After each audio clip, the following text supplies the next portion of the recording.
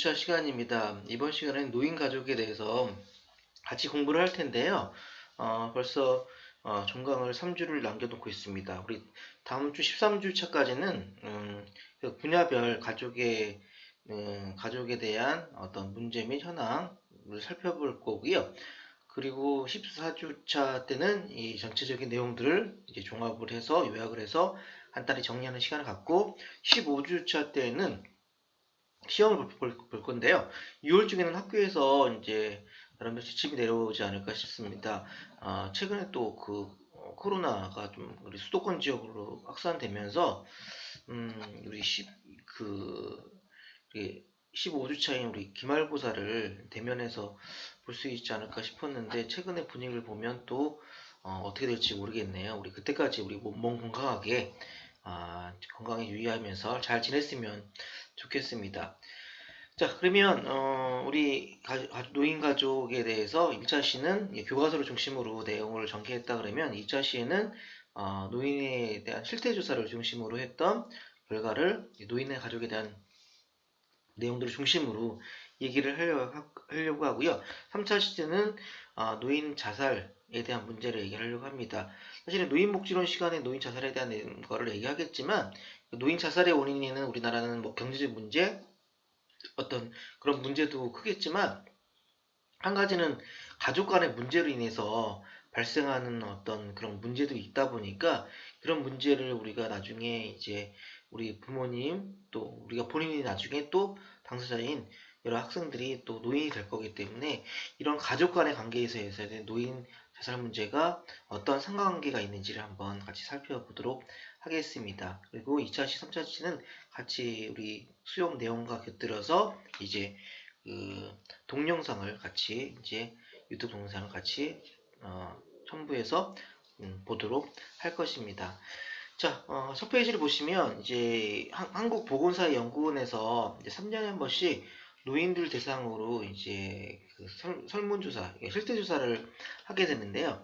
그 실태조사 내용을 보게 되면 노인들의 어떤 인구 사회학적인 어떤 거주 환경이라든지 여러 가지 신체적인 건강, 또한 어떤 거주 실태, 그리고 노인들의 정신 건강, 노인 학대에 대한 인지, 그다음에 경험, 그리고 노인 자살 생각 여러 가지들을 이제 묻고 있는데 그 표본을 전체 노인이 800만 명이라고 하면 한 5천 케이스 내지 6천 케이스 정도를 이제 표본을 층하로 나눠서 이제 뭐 연령대별, 소득별, 또 성별, 거주구별 해서 이제 층화로 해서 전국의 모집단을 5천 케이스 정도로 나름대로 잘 이렇게 표본을 수집을 해서 조사를 한 결과 중에서도 이제 노인 가족에 대한 내용들을 중심으로 얘기를 지금 하려고 하고 있습니다. 그래서 17년도에 나온 결과를 이제 실태조사를 18년도에 나왔는데 재작년에 나왔던 결과를 이제 내용들을 중심으로 이렇게 하려고 하고요. 17년도 했으니까 이제 올해 실시를 해야 되는데 코로나 때문에 지금 제대로 현황을 파악을 좀 못하는 걸로 알고 있습니다. 자, 물론 이제 표본이 이제 전체에 뭐 그 5천 케이스니까 전체에 뭐 5천, 5만, 50, 뭐 1000분의 1 정도밖에 안 되지만 거의 우리가 그 선거 때 표본 조사를 하게 되면 출구 조사를 하게 되면 출구 조사는 전체의 유권자의 한 1000분의 1, 뭐 많게는 10,000분의 1밖에 대상을 삼지 못하지만 그래도 이제 그 결과가 되게 아주 그 표본 오차가 결과에 거의 맞게끔 나오잖아요, 그렇죠? 예, 그 6,000명의 어르신들이지만 전체 노인을 대변하고 있는 결과로서 이 결과가 나온 거를 생각해서 보시면 될 것 같습니다. 자, 전체 노인들의 어떤 그런 가족 규모를 봤을 때 이제 배우자가 있는 노인들이 이제 전체 3분의 2 정도인 63% 정도를 차지하고 있고요.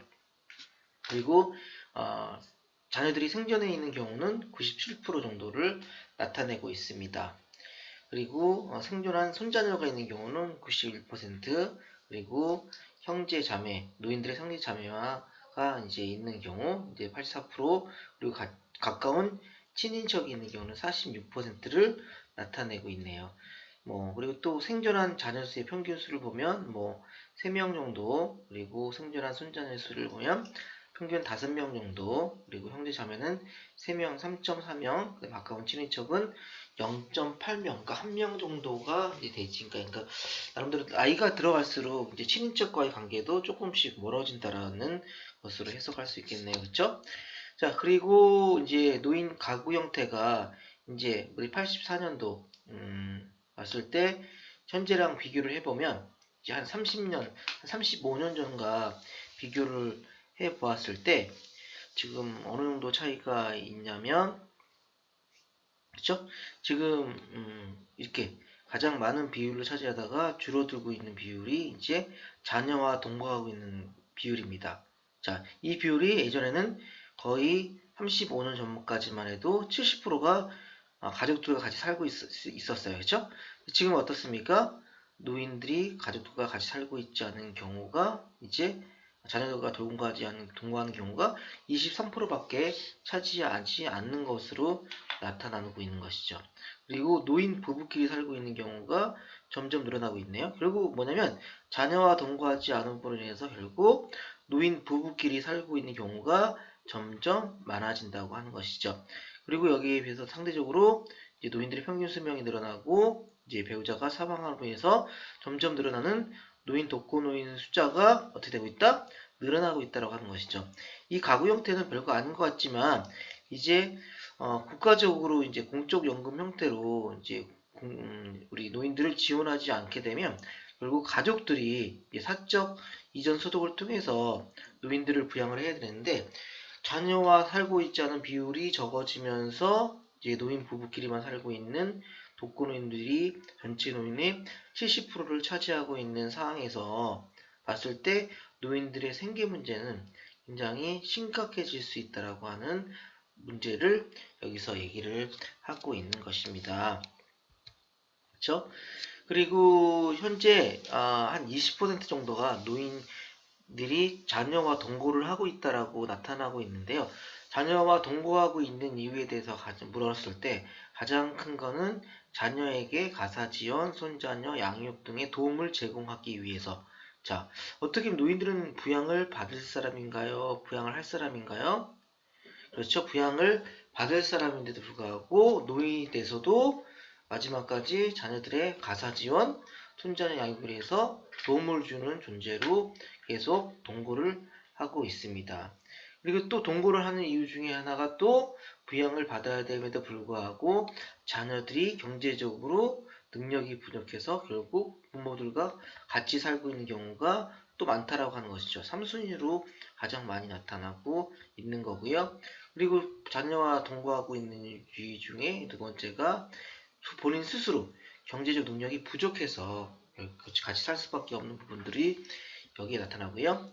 또 그 중에서도 이제 본인과 배우자 수발을 위해서 이제 자녀들이 이제 부모와 동거하는 이유도 이제 한 5순위로 나타나고 있고요. 한 15% 정도가 기혼 자녀와 동거하는 건 아주 당연하다는 인식 속에서 이런 그 동거하는 이유가 가장 많게 나타나고 있네요.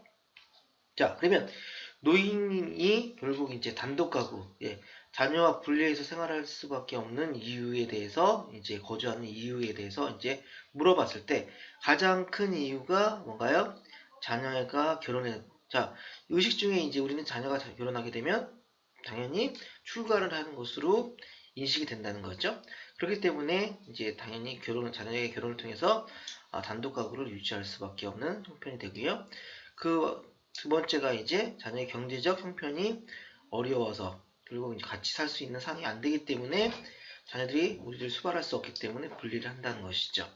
자, 그러니까 요즘 점점 이제 본인들의 의사보다도 이제 여기 개인의 부부 생활을 향유하기 위해서 있는 경우가 20%고 이제 기존 거주지를 계속 고집해서 있는 경우가 12%, 전체 한 30%가 개인의 어떤 그런 자발적인 거에 의해서 거주를 단독으로 거주하는 이유 빼놓고는 거의 대부분 자녀가 형편이 어렵거나 자녀가 결혼을 해서나 그리고 자녀가 타 지역에 있어서라든지 그렇게 있는 이유들이 전체에 많은 부분들을 전체의 3분의 2 이상을 차지를 하고 있다라고 하는 것입니다. 자, 점점 이런 과정에서 이제 국가가 이제 나름대로 노인들의 부양을 책임져야 될 시점이 이제 되고 그 책임들이 더 커지고 있다라고 볼 수 있겠습니다. 자, 그런 과정에서 이제 우리 배우자가 있는 노인들과 또 이제 배우자들의 어떤 그 건강 상태에 대해서 물어봤을 때 전반적으로 이제 다들 이제 건강한 상태라고 이제 표현한 비율이 그래도 이제 많이 나타나고 있는 건강한 편이라고 인식을 하고 있고요. 건강하지 않은 편이라고 나타나는 경우도 한 30% 정도를 나타내고 있네요. 그렇죠? 자, 이렇게 이런 비율 가운데 이제 배우자와 동반 외출하는 실태를 봤더니 거의 매일 이제 배우자와 동반 외출하는 경우는 10%, 그리고 주 1회 정도 하는 경우는 15% 정도, 월 1회 20%, 그다음에 분기별 1, 2회 정도가 30%. 정작 같이 살면서도 외출하는 경우는 참 드무네요. 그렇죠? 자, 어떻게 보면 배우자가 아파서일 수도 있겠고요. 또 그들 또 같이 문화가 나름대로 우리 아버지 세대를 보면 알 겁니다. 열심히 살아온 아버지 세대가 나름대로 또 가족 내에서 잘 또 섞이지 못하고 그런 과정에서 은퇴하고 지회에 왔을 때 또 부부 관계가 얼마큼 원만할 것인가 라고 하는 부분들, 그런 가족 간의 관계들, 이런 부분들이 또 이런 그런 외출 형태라든지 그런 관계로 나타날 수밖에 없다는 것들을 그래서 설명을 하고 있습니다. 자, 그리고 노인들의 어떤 배우자의 어떤 지원, 교환 형태를 보게 되면 정서적 지원은 이제 서로 간의 어떤 그런 말벗, 서로 간의 어떤 정서적인 여러 가지 이제 교류들을 의미하고요. 도구적 지원으로는 이제 뭐 청소라든지 식사 여러 가지 이제 그런 일상생활에서의 어떤 부수적인 어떤 지원들을 의미합니다. 그리고 또 세 번째는 이제 수발은 이제 간병이라든지 어떤 그런 병원 동행 그런 어떤 여러 가지 병치레 관련된 여러 가지 지원들을 의미합니다. 그런 과정에서 가장 많은 건 도구적 지원. 집안에서 이제 청소라든지 빨래, 어떤 가사일 같은 경우를 이제 배우자에게 제공하는 경우가 30%, 제공받는 경우가 26%, 그다음에 그런 편이 들어가는 경우가 전체 50%를 나타내고 있네요. 가장 많은 건 이제 일상생활을 같이 하다 보니까 이제 도구적 지원을 가장 많이 하고 있는 것으로 나타나고요. 그 다음에가 이제 어떤 경제적인 지원이 두 번째로 이제 나타나고 있고요. 세 번째가 이제 수발에 대한 지원이 세 번째로 나타나고 있는 것을 보게 됩니다. 나이가 들수록 이제 도구적 지원에서 이제 수발적 지원으로 이제 간다라고 볼 수 있는데 요즘은 이제 자녀들로부터 어떤 돌봄이나 어떤 그런 환경들이 열악함을 통해서 노인들을 부양할 수밖에 없는 이제 그 노인 돌봄에 대한 문제들이 점점 커지고 있고요. 그러다 보니까 이제 때로는 부부끼리 너무 간병에 시달리다 보니까 동반 자살하는 경우도 사실은 뉴스에 종종 나타나고 있습니다. 그렇죠? 이런 부분들이 국가가 노인 가족을 위해서 지원을 해야 될 어떤 그냥 가장 큰 숙제와 문제에 대해서 얘기를 한다라고 볼 수 있겠습니다. 자, 그러면 동거하는 자녀, 비동거하는 자녀 및 손자녀에 대한 어떤 접촉 횟수를 한번 봤을 때 비동거 자녀의 경우는 왕래하는 경우가 9%, 그다음에 일주일에 한 번 정도 오는 경우가 10%, 일주일에 2, 3회가 10%, 일주일에가 18%, 한 달에 한 번이 이제 37%, 이제 분기별 1, 2회가 17%, 연 1, 2회가 6.8% 정도. 자, 이거 뭐 거의 보면 이제 왕래가 거의 없는 경우도 2.1%, 명절 때 정도 온다거나, 그렇죠? 뭐, 생일이라든지 어버이날 같은 경우, 이제, 그 비정기적으로 이제 오는 경우가 이제 전체 한 30% 정도를, 한 25%를 나타내고 있고요. 한 달에 한 번 정도가 이제 가장 많은 비율로 나타나고 있네요. 그리고 이제 뭐 연락 같은 경우는 이제 일주일에 두세 번, 뭐 전화 연락이라든지, 뭐 문자로 안부 인사 드리는 거, 그런 경우가 일주일에 두세 번이 가장 많은 것으로 나타나고 있네요. 또 손자녀들 같은 경우는 뭐 자녀들보다도 조금 덜하게 이렇게 막내를 한 것으로 이제 나타나고 있습니다. 이제 어떤 연구 결과 이런 경우가 있더라고요. 그 자녀와의 그 접촉 횟수, 왕래 횟수가 이제 그 부모들과의 어떤 그런 그 노인들의 자살률과 상관관계가 있는 것으로 나타났는데, 자녀들이 또 왕래 또 역학적으로 자녀들이 부모와 왕래가 잦는 경우를 봤더니 부모들의 학력과 소득이 높을수록 자녀가 가깝게 살고 왕래 수가 많더라. 그런 결과가 나왔습니다. 이건 사회적 교환 이론을 보면 부모들이 나름대로 나중에 받을 수 있는 재산이 있다고 하면 자녀들이 잘한다. 이런 역학적인 어떤 그 원인을 분석할 수 있겠고요. 그래서 제가 노인들한테 교육할 때 이런 얘기를 합니다. 재산이 있다면 이거를 있을 때, 생존 있을 때 다 주면 안 된다고. 이제 나름대로 그 미리 다 유산을 남겨버리면 안 되고, 나눠주더라도 연애처럼 밀당이 필요하다고 적당하게 주고 적당하게 이제 당기면서 나름대로 자녀가 이제 본인들을 잘 부양할 수 있게끔 기재를 잘 활용해야 된다고 교육을 합니다. 그래서 그 우리 어르신들끼리는 하는 얘기가, 재산이 있다면 있을 때 다 주면 안 돼. 뭐 그런 식으로 이제 얘기를 반농담처럼 하지만, 보면 이런 연구 결과를 보게 되면 이제 역학적으로 나타나는 수치라고 볼 수 있겠습니다. 자, 그리고 이제 동거와의 어떤 부양 교환을 보게 되면, 글자가 여러분들이 이제 책을 PPT로 옮기다 보니까 잘 안 보이기도 하는데, 끝에가 현금이고요. 그 다음에 두 번째가 비정기적인 현금, 그 다음에가 이제 현물 같은 거를 의미를 하는데요. 가장 큰 건 이제 현금이 가장 이제 큰 부양에 대한 어떤 도구로 사용하게 되고요. 그 다음에 이제 비정기적인 현금, 이 두 번째, 그 다음에 이제 정서적이고 도구적인 어떤 지원이 이제 첫 번째, 두 번째로 나타나고 있는데, 수혜랑 제공하는 경우가 거의 비슷하게 나타나는데, 첫 번째는 가히 차이가 나네요. 두 번째랑 이제 받는 경우가 노인들이 많겠죠. 자, 노인들은 제공하는 경우보다는 받는 경우가 월등히 자녀로부터 받는 경우가 훨씬 더 많은데, 의외로 42%는 현금도 지원을 자녀들한테 하고 있네요. 그죠? 자, 이런 경우는 이제 자녀가 동거하는 경우 부양의 교환이라고 볼 수 있겠고요. 그 다음에 같이 살고 있지 않은 비동거 자녀와의 어떤 여러 가지 어떤 자원들에 대한 수단을 보게 되면, 동거하지 않기 때문에 이제 현금 지원이 가장 많고요. 두 번째가 이제 비정기적인 현금 지원이 많습니다. 또 월등하게 같이 살고 있지 않기 때문에 이제 정서적 그런 그 제공하는 경우가, 현금 제공이 적고 수혜를 받는 경우가 가장 많고, 같이 살고 있지 않기 때문에 도구적인 뭐 가사일이라든지 그런 것들을 같이 제공받고 있는 경우가 상대적으로 적다라고 볼 수 있겠고요. 또 자녀와 살고 있지 않지만 어떤 그런 정서적인 지원을 받고 있다라고 하는 경우도 70%로 나타나고 있습니다. 이런 결과들이 이제 봤을 때 이제 동거하는 경우와 비동거하는 경우에 어떤 자녀들의 어떤 노인들의 어떤 자원에 대한 어떤 그 교환이 현격히 차이가 나고 있다라고 볼 수 있겠습니다. 또한 65세 이상 노인의 어떤 친인척과의 어떤 접촉 실태를 보게 되면 평균 0.8명의 서친인척과 접촉을 하고 있다라고 보고 있는데요. 왕래 횟수만 한번 볼까요? 분기별 1, 2회 정도, 뭐 거의 뭐 명절 때라든지 그 정도만 그럴 때만 찾아온다라고 이제 볼 수 있겠죠, 그렇죠?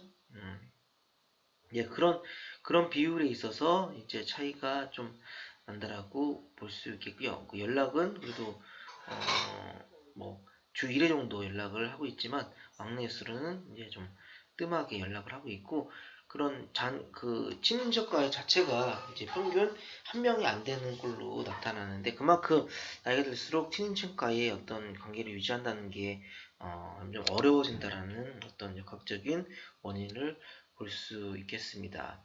자, 그러면 우리 배우자와의 관계, 65세 이상 노인의 배우자의 관계를 보게 되면 자녀와의 관계도 같이 살펴봤습니다.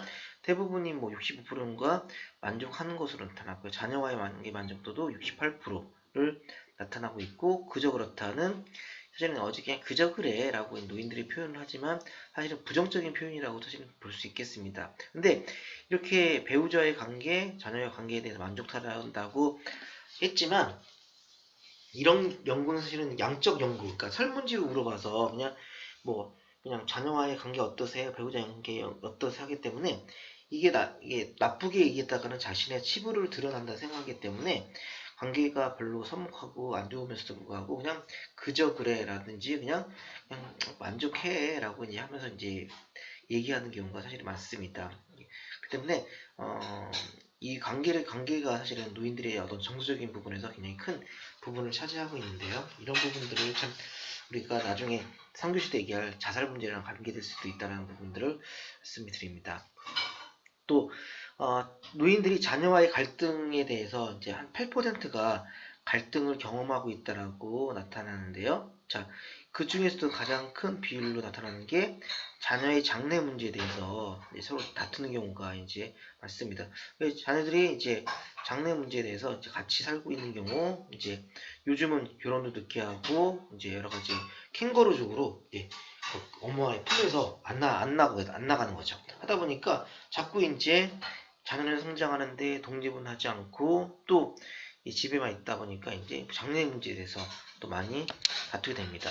이거로 인해서 또 어떤 불미스러운 또 사건들이 또 벌어지기도 하죠. 자, 두 번째가 자녀의 경제적 도움 요구. 이런 때로는 학대로 따지면 경제적 학대 문제로도 발전될 수 있는데요. 자녀들이 경제적 도움을 요청하다 보니까 주고 안 주고 그거에 따라서 나름대로 또 때로는 어떤 문제가 발생하기도 하고요. 또 생활비 관련돼서 되려 이제 노인들의 어떤 생활비 보조에 관련돼서 생활비가 없어서 이제 어려워하는 노인들이 이제 자녀들에 대해서 이런 부분들을 이야기할 때 또 갈등이 발생하게 되는 경우도 있고요. 그리고 이제 수발하는 문제에 대해서도 이제 문제가 때로는 발생을 14%가 갈등한 경험이 있다라고 얘기를 하고 있습니다. 자, 그런 내용들을 한번 이제 인과사회학적 측면에서 이제 다시 한번 살펴보면서 정리를 하게 되면 나이가 들수록 배우자랑 같이 살고 있는 경우가 현격히 이제 줄어들죠. 그리고 이제 생존하는 손자녀의 숫자들도 이제 숫자는 나이가 들수록 점점 늘어나게 되는 것이죠, 그렇죠? 자, 그리고 형제 자매의 숫자는 이런 인과적 요인에 따라서 달라지지는 않는다라고 사실은 볼 수 있겠고요. 그다음에 배우자의 건강에 대해서는 이제 나이가 들수록 이제 건강하지 못하고 경제적 형편도 점점 어려워질 수밖에 없다는 것들을 얘기하고 있겠죠. 자, 점점 가구 형태 같은 경우는 독거노인 같은 경우도 점점 이제 60대는 16%대가 이제 80대가 넘어가면 32%대가 독거노인으로 살아갈 수밖에 없고 자연스럽게 수명이 연장되면서 노인 부부도 66%대로 살아가다가 이제 86세 정도 되면 이제 24%대로 굉장히 줄어들게 되는 것이죠. 그럼 뭐냐면 이제 배우자의 사망이나 사별이 이제 원인이 되는 것이죠. 최근에는 또 황혼 이혼도 증가하기 때문에 이제 노인 부부 형태가 이렇게 부부가 점점 줄어든다라고 볼 수 있겠고요. 자녀와 동거하는 경우는 이제 이렇게 나이가 들수록 동거를 많이 하고 있는데 이제 시대의 벌레에 따라 따지면은 30년 전보다 지금이 이제 자녀와 동거하는 비율은 훨씬 줄어든다라고 볼 수 있겠습니다. 자, 그리고 동거를 희망하는 동거를 희망하는 경우 누구랑 동거를 희망하느냐라고 보면 이제 아직까지는 장남들과 또 이제 두 번째가 차이 또 많이 납니다. 아들이나 장남 이 거의 60% 이상을 60%를 차지하고 있다라고 볼 수 있겠고요. 장녀, 딸도 나타나고 있지만 또 이제 최근에는 또 형편이 되는 자녀 그리고 또 마음이 맞는 자녀 이게 또 보면 또 한 30%를 또 차지하고 있네요. 자녀를 희망하는 경우는 이렇게 생활을 얘기하고 있고요. 또 65세 이상 노인들의 어떤 이상적인 노후 생활비 마련에 대해서는 처음에는 본인과 사회보장 제도에 대한 걸로 인해서 이제 생활비를 마련했습니다 하는 사람들이 많다가 조금씩 줄어드는 경우가 있고요. 그 다음에 이제 본인 스스로라고 처음에는 얘기했다가 현재는 본인 스스로 한다는 것들은 점점 줄어들고 있고 사회보장제도만으로 이거를 유지해야 된다는 경우는 점점 늘어나고 있다라고 볼 수 있겠습니다.